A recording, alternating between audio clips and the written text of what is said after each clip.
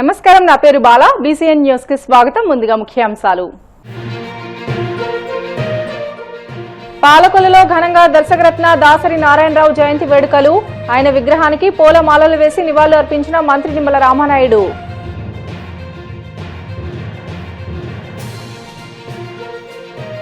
నెల్లూరు జిల్లా సంఘం మండలంలో దేవాదాయ శాఖ మంత్రి ఆనం రామనారాయణ రెడ్డి పర్యటన. పలు అభివృద్ధి కార్యక్రమాలకు శ్రీకారం.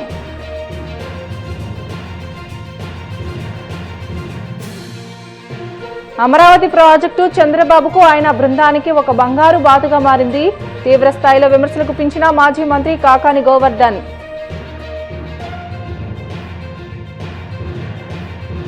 కోనసీమ జిల్లా అమలాపురంలో క్రైస్తవ సంఘాల నిరసన ర్యాలీ. దళిత క్రైస్తవులను ఎస్సీలుగా పరిగణించాలని, కొత్తగా తీసుకొచ్చిన జీవో రద్దు చేయాలని డిమాండ్. పాలకొల్లు పట్టణ కీర్తిని ప్రపంచ దేశాల్లో ఇనుమడింపజేసిన వ్యక్తి దర్శకరత్న దాసరి నారాయణరావు అని మంత్రి నిమ్మల రామానాయుడు అన్నారు. దాసరి నారాయణరావు జయంతి సందర్భంగా పశ్చిమ గోదావరి జిల్లా పాలకొల్లులో ఆయన విగ్రహానికి మంత్రి పూలమాలలు వేసి నివాళులు అర్పించారు. ఈ సందర్భంగా రామానాయుడు మాట్లాడుతూ, తెలుగు చలనచిత్ర రంగంలో దర్శకునిగా, రచయితగా, నిర్మాతగా దాసరి తనకంటూ ఒక ప్రత్యేక స్థానాన్ని సంపాదించుకున్నారని అన్నారు. దాసరి తీసిన సినిమాలు మంచి సందేశంతో పాటు సమాజాన్ని చైతన్యపరిచాయని తెలియజేశారు. దాసరి నారాయణరావు గారు అంటే ఇవాళ ఈ సమాజానికి ఒక దశ దిశ దిక్సూచిలా ఉన్నటువంటి వ్యక్తి. ఆయన ఒక ఆల్రౌండర్గా, ఒక దర్శకుడిగా, నిర్మాతగా, కథానాయకుడిగా, మాటల రచయితగా విభిన్నమైనటువంటి పాత్రలు తెరపైన మనందరికీ చూపించడమే కాదు, మరి సమాజంలో కూడా ఏదైతే ఈ యొక్క సామాజిక పరమైనటువంటి రుగ్మతలు ఏవైతే ఉన్నాయో వాటిని రూపుమాపడానికి కానీ, సమాజంలో సామాజిక పరమైనటువంటి చైతన్యాన్ని కూడా కలిగించడానికి సినిమాను కూడా ఒక ఆయుధంగా తీసుకుని ఆయన తీసినటువంటి సినిమాలు కమర్షియల్ వాల్యూస్తో కాకుండా ఈ యొక్క మెసేజ్ సమాజానికి ఇవ్వాలనేటువంటి ఆలోచనతో ఆయన తీసినటువంటి సినిమాలు మన సమాజం మీద ఎంత ప్రభావం చూపాయో మనందరం కూడా ప్రత్యక్షంగా మనందరం కూడా చూసినటువంటి పరిస్థితి. ఆ రకమైనటువంటి దాసరి నారాయణరావు గారు మన పాలకొల్లు గడ్డ మీద పుట్టి ఏదైతే ఈవేళ ప్రపంచంలోనే ఒక అరుదైనటువంటి రికార్డుని సొంతం చేసుకునేటువంటి దాసరి నారాయణరావు గారు మన బిడ్డ అవడం, మన పాలకొల్లు బిడ్డ కావడం మనందరికీ అదృష్టంగా భావిస్తూ, అటువంటి దాసరి నారాయణరావు గారి యొక్క స్ఫూర్తితో ఆయన ఆశయాలకు సాధించడానికి మేమందరం కూడా భవిష్యత్తులో కూడా కలిసి పనిచేస్తామనే విషయాన్ని కూడా ఈ సందర్భంగా. నెల్లూరు జిల్లా సంఘం మండలంలోని తరుణవాయి పడమటిపాలెం గ్రామంలో దేవాదాయ శాఖ మంత్రి ఆనం రామనారాయణ రెడ్డి పర్యటించి పలు అభివృద్ధి కార్యక్రమాలను ప్రారంభించారు. ముందుగా తరుణవాయి గ్రామంలోని హనుమాన్ జంక్షన్ వద్ద ఆంజనేయ స్వామి విగ్రహానికి ప్రత్యేక పూజలు నిర్వహించారు. అనంతరం భోజనశాలను ప్రారంభించారు.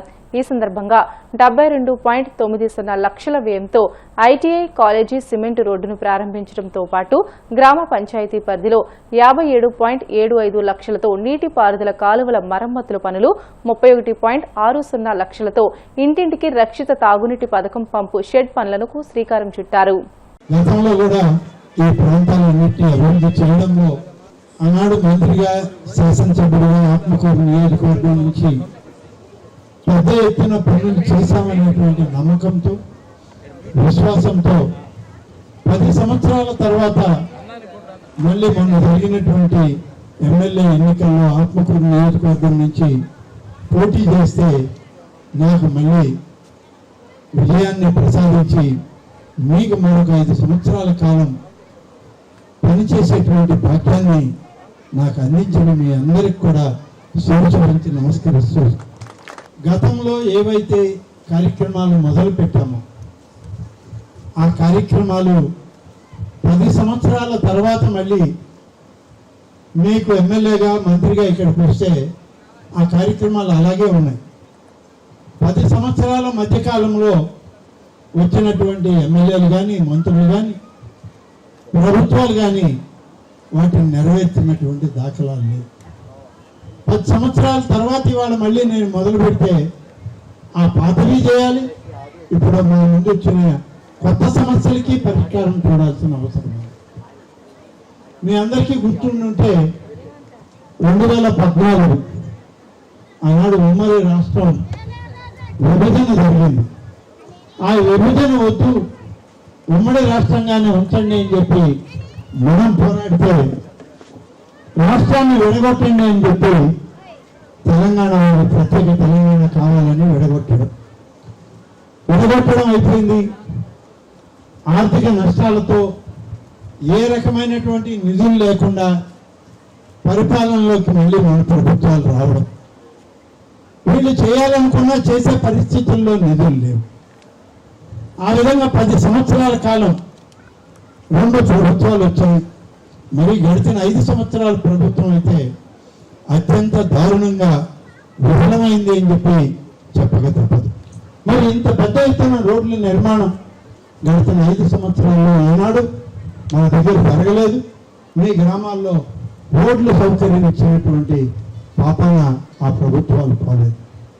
ఈరోజు సంగం మండలంలో, ఈ గ్రామంలోనే కాదు అన్ని మండలాలు గ్రామాల్లో కలిపి సిమెంట్ రోడ్లు మిగిలిపోయిన సిమెంట్ రోడ్లన్నీ వేయండి అని అడిగారు. నా అధికారులను పిలిచి అడిగాను. వాళ్ళని పిలిచి అడిగితే ఇంకా కొన్ని రోడ్లు ఉన్నాయి, దాదాపుగా 1000 మీటర్లు, అంటే 1 కిలోమీటర్ పొడవు 1000 మీటర్ల రోడ్లు ఈ గ్రామంలో వేయాలి. 1000 మీటర్ల రోడ్డు వేయాలంటే 40 లక్షల రూపాయలు కావాలి సిమెంట్ రోడ్లకి అన్నారు. నేను ఇప్పుడే బాలకృష్ణకి చెప్తున్నా, మీకు చెప్తున్నా, మా ఇంజనీర్లకి చెప్తున్నా, 40 లక్షల రూపాయలు పనులు ఎస్టిమేట్లు వేస్తారు, పనులు నేను మంజూరు చేస్తా. రేపు మంచి రోజు అయితే మీ రోడ్లు మీరు టెంకాయ కొట్టి రేపు పని ప్రారంభించుకోండి, మీకే ఆ పనులు అప్పచెప్తాను. వైసీపీని గొడ్డలి పార్టీ అని ముఖ్యమంత్రి చంద్రబాబు చేసిన వ్యాఖ్యలపై మాజీ మంత్రి కాకాని గోవర్ధన్ రెడ్డి తీవ్రంగా స్పందించారు. చంద్రబాబు, టీడీపీ నేతలు వైసీపీని హత్య రాజకీయాలు చేసే గొడ్డలి పార్టీగా అభివర్ణిస్తున్నారని, కానీ వాస్తవానికి చంద్రబాబే ఒక గడ్డపారకు చిహ్నమని విమర్శించారు. అమరావతి ప్రాజెక్టు చంద్రబాబుకు, ఆయన బృందానికి ఒక బంగారు బాతుగా మారిందని ఆరోపించారు. ఒకవైపు పెంచిన కాంట్రాక్టుల ద్వారా ప్రజాధనాన్ని దోచుకుంటూ, మరోవైపు విద్య, వైద్యం, రైతులు, మహిళలు, యువతను మోసం చేస్తున్నారని దుయ్యబట్టారు. రాష్ట్ర ఖజానాన్ని కూడా ఆ గుణపంతో తవ్వేసుకుని తరలించేస్తున్నటువంటి నువ్వు, మీ కొడుకు ఈరోజు గొడవల పార్టీ అని చెప్పి మాట్లాడు. గుణపం పార్టీ మీది, గొడవల పార్టీ కాదు మాది, మీది గుణపం పార్టీ. కాబట్టి మీరు ఏదన్నా ఉంటే గుణపం పార్టీ అనే దానికి సింబాలిక్ తో కూడా ఉంటుంది. చంద్రబాబు నాయుడు చూపించి గుణపం చేతిలో పెడితే ఎవరైనా గుణపంతో పొడిచేటువంటి వాడు. కాబట్టి గుణపం పార్టీ అని మీరు మాట్లాడితే బాగుంటుంది. ఈరోజు ఎన్ని రకాలుగా అమరావతి పునాదులు దాటేటువంటి పరిస్థితి లేకపోయినా మీ అవినీతి తవ్వకాలు గుణపాలతో తవ్వి ఈరోజు ఇష్ట ప్రకారం వేల కోట్ల రూపాయల ప్రజల సొత్తులు లూటీ చేస్తున్నారు. మీరు దాని గురించి మీరు గుణపాలతో ఏ విధంగా ప్రజల సొత్తులు లూటీ చేస్తున్నారు అనేటువంటిది, తవ్వి తరలించకపోతున్నారో మీ ఖజానాకు సంబంధించి అనేటువంటి దాన్ని ఒకసారి మీరు ఆలోచన చేసుకోవాల్సినటువంటి పరిస్థితి. చంద్రబాబు నాయుడు చెప్తాడు, నాది విజనరీ పాలన అని. నీది విజనరీ పాలన ఎట్టవుతుంది? గుణపంతో దోపిడీ పాలన, విజనరీ దోపిడీ.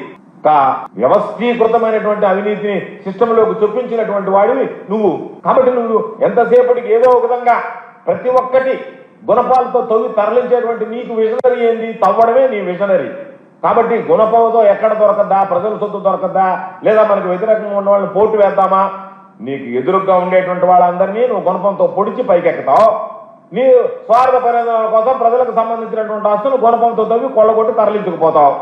కాబట్టి గుణపం పార్టీకి సంబంధించినటువంటి వాడు నువ్వు. ఈరోజు ఒకసారి చూస్తే మనం అమరావతి గురించి మాట్లాడితే, ఈరోజు నువ్వు చెప్తున్నావు అమరావతికి సంబంధించి అమరావతిలో నీ తవ్వకాలు ఏ విధంగా ఉన్నాయి గుణపాలతో అనేటువంటిది ఒకసారి నువ్వు నీ కొడుకు చూస్తే, ఈరోజు శాశ్వత సచివాలయానికి సంబంధించి 52,20,400 దళిత క్రైస్తవులను ఎస్సీలుగా పరిగణించాలంటూ క్రిస్టియన్ సంఘాలు చలో అమలాపురం చేపట్టాయి. అంబేద్కర్ కోనసీమ జిల్లా అమలాపురం గడియార స్తంభం నుండి నల్లవంతెన వరకు నిరసన ర్యాలీ చేపట్టారు.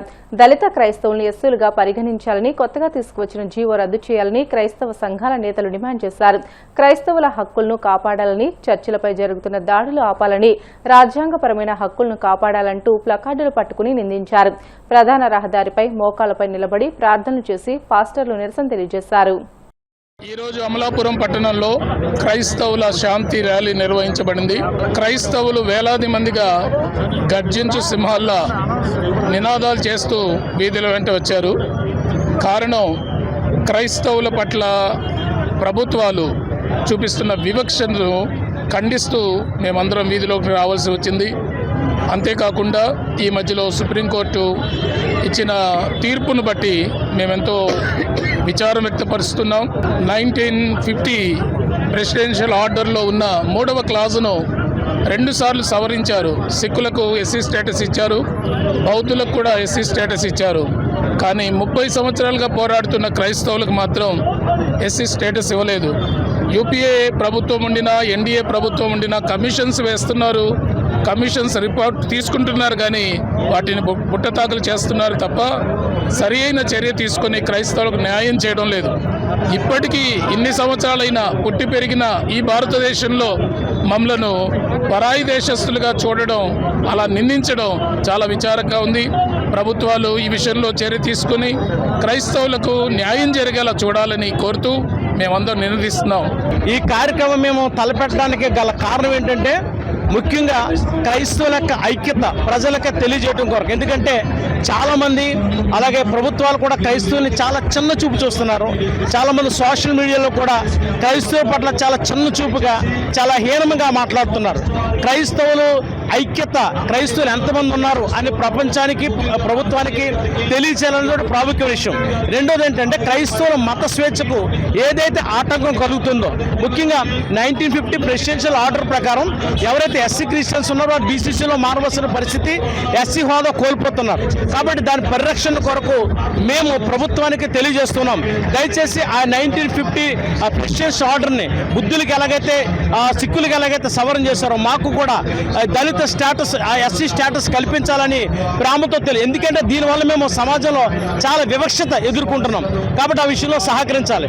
తర్వాత మందిరాలపై దాడులు జరుగుతున్నాయి, చాలా చోట్ల మందిరాలు కూలగొట్టేస్తున్నారు. దయచేసి మా మందిరానికి రక్షణ కల్పించాలని తెలియజేస్తున్నాం. సేవకుల్ని కొడుతున్నారు, క్రైస్తవుల్ని దూషిస్తున్నారు. దయచేసి ఆ విషయంలో మీరు మాకు సహకరించాలని ప్రేమతో తెలియజేస్తున్నాం. మందిరాలకు పర్మిషన్స్ లేవు అని చెప్తున్నారు. 30-40 సంవత్సరాల నుంచి ఎటువంటి ఇబ్బంది లేకుండా గ్రామాల్లో క్రైస్తవ మందిరాలు కట్టుకుని ఆరాధనలు జరిగిస్తున్నారు. కాబట్టి ఆ మందిరానికి మీరు పర్మిషన్స్ ఇప్పించాలని, క్రైస్తవ రక్షణ కల్పించాలని జేఏసీ ద్వారా తెలియజేస్తున్నాం. బ్రిటన్ షార్ట్ బ్రేక్ తీసుకుందాం. స్టివితాస్